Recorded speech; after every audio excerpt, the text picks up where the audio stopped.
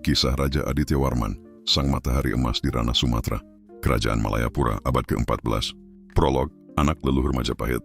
Di tanah Jawa bagian timur, pada suatu masa di abad ke-14, lahirlah seorang bayi laki-laki yang kelak akan menjadi salah satu tokoh besar dalam sejarah Sumatera. Ia dinamai Aditya Warman, cahaya matahari yang agung. Ia adalah darah campuran dua dunia. Dari garis ayah terkait bangsawan, Melayu Sumatera, dari garis ibu berkaitan dengan keluarga besar Majapahit. Sejak awal, dua cakrawala telah menatapnya, Jawa dan Sumatera, seperti menunggu kepada siapa ia akan mengabdikan cahaya hidupnya. Ibunya, seorang perempuan Majapahit yang terpandang, mengenang garis keturunan yang jauh hingga pada keluarga Raden Wijaya. Aditya Warman kecil pun tumbuh dalam suasana penuh tradisi kebangsawanan. Istana, para pendeta, brahmana, guru seni perang, dan penasihat kerajaan. Sejak kecil ia belajar bahasa Jawa kuno, Sanskerta, dan bahasa Melayu. Ia belajar menulis aksara Jawa dan aksara Nagari, serta sedikit aksara Melayu kuno dari para musafir Sumatera. Para guru sering berkata, anak ini tidak hanya akan menjadi pemimpin, ia akan menjadi jembatan antara dua dunia. Masa remaja, tunas besar yang diasah Majapahit. Ketika usianya menginjak remaja, sekitar 12 hingga 15 musim, panen ia telah menunjukkan kecerdasan di atas rata-rata. Para panglima Majapahit melihatnya sebagai calon pemimpin yang kuat, dan Gajah Mada sendiri dikisahkan pernah memperhatikannya. Aditya Warman mempelajari seni perang Majapahit, memanah dari kuda, teknik tombak, bela diri Jawa, serta strategi perang dalam hutan dan pegunungan. Ia juga belajar ilmu diplomasi dan tata negara. Karena darah keluarganya terkait ranah Melayu di Sumatera, ia sering diminta menjadi penerjemah dan penghubung ketika utusan dari tanah Minangkabau datang ke Jawa. Di masa mudanya, ia juga dikirim ke luar negeri, kemungkinan ke tanah Kamboja dan bahkan ke Tiongkok mengikuti misi Majapahit dan memperluas pengetahuannya tentang dunia. Ia perlihat bagaimana kerajaan lain bekerja, bagaimana perdagangan internasional berputar, dan bagaimana diplomasi mampu mengendalikan wilayah lebih luas daripada sekadar peperangan. Keahliannya yang paling menonjol sejak muda adalah kemampuan negosiasi, kemampuan memimpin pasukan, wawasan agama Buddha aliran Tantrayana, pemahaman hubungan antar kerajaan. Awal kedewasaan dari Jawa menuju Sumatera. Seiring bertambahnya usia, hubungan politik antara Majapahit dan wilayah Sumatera kian penting.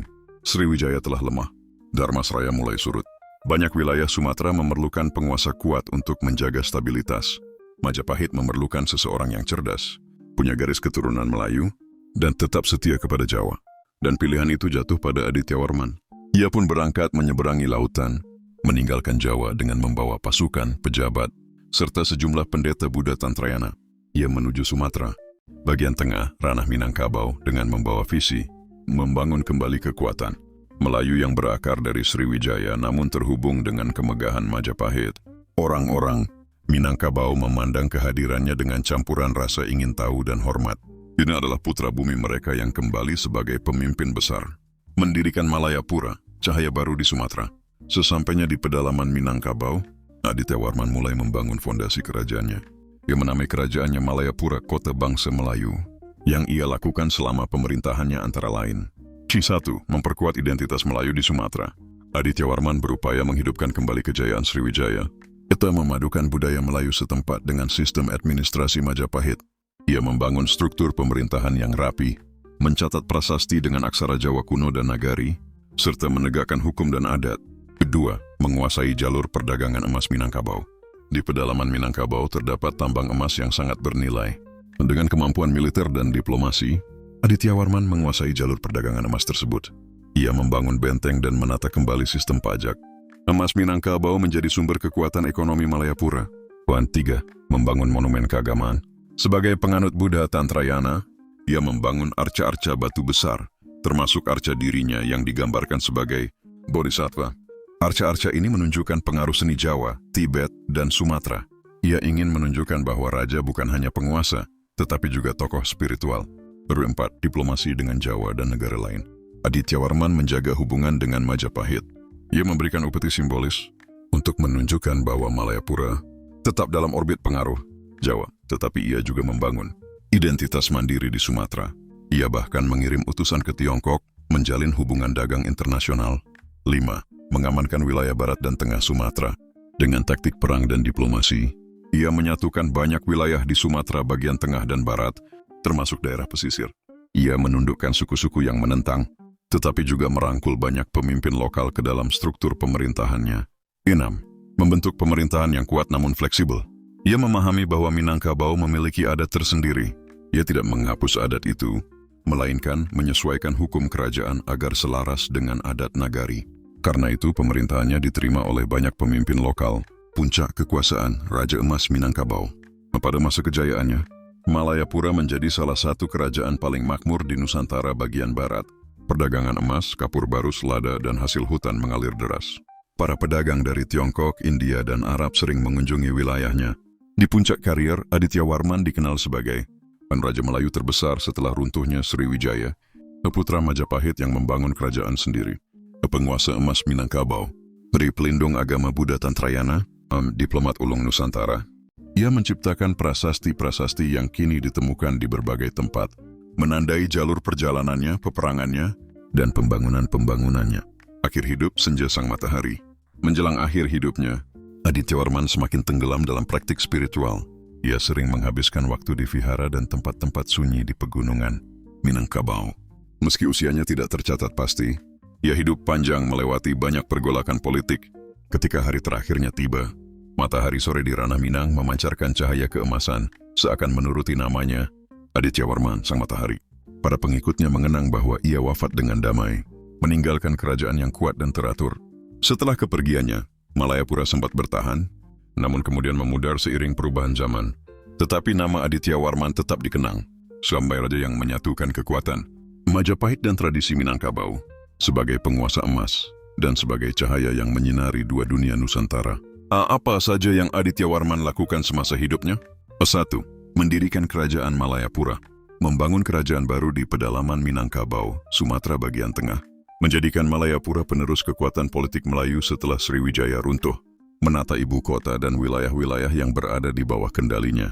2. Menguasai dan mengelola tambang emas Minangkabau, mengambil alih tambang-tambang emas penting di daerah Minangkabau, mengatur sistem pajak dan distribusinya agar menopang ekonomi kerajaan, menjadikan perdagangan emas sebagai sumber kekayaan utama Malayapura. 3. Menyatukan wilayah di Sumatera Tengah dan Barat, menaklukkan atau mengikat perjanjian dengan suku-suku dan pemimpin lokal, memperluas wilayah kekuasaan Malayapura dari pedalaman hingga pesisir barat, mengamankan jalur perdagangan dari perompak dan kelompok pemberontak. 4. Mengembangkan dan menyebarkan agama Buddha Tantrayana, mendirikan monumen dan arca Buddha beraliran Tantrayana, menggambarkan dirinya dalam bentuk bodhisattva seperti Manjusri atau Lokanatha, melanjutkan tradisi spiritual Sriwijaya yang dulu juga beraliran Tantrayana. 5. Menyusun prasasti-prasasti penting, meninggalkan banyak prasasti seperti prasasti Kuburajo, prasasti Rambatan, prasasti Bukit Gombak, dan lainnya. Prasasti-prasasti itu berisi pernyataan kekuasaan, penataan wilayah, pembangunan, dan catatan perjalanan hidup serta peperangannya. 6. Membangun administrasi kerajaan yang stabil, memadukan adat Minangkabau dengan sistem pemerintahan Majapahit, membentuk struktur pemerintahan yang rapi, mulai dari pejabat istana hingga pengatur nagari, menetapkan aturan pajak, hukum kerajaan, dan jalan perdagangan. 7. Menjalin hubungan diplomatik dengan luar negeri, menjaga hubungan erat dengan Majapahit sebagai kerajaan induk atau sekutu, mengirim utusan ke Tiongkok, sebagaimana dicatat dalam sumber sejarah, mengelola hubungan perdagangan internasional dengan India, Arab dan kerajaan sekitarnya. 8. Berperan sebagai jembatan budaya Jawa Sumatera, membawa pengaruh kebudayaan Majapahit ke Minangkabau, memadukan seni arca Jawa dengan tradisi lokal Minangkabau, menggabungkan bahasa Sanskerta, Jawa kuno, dan Melayu dalam prasasti-prasastinya.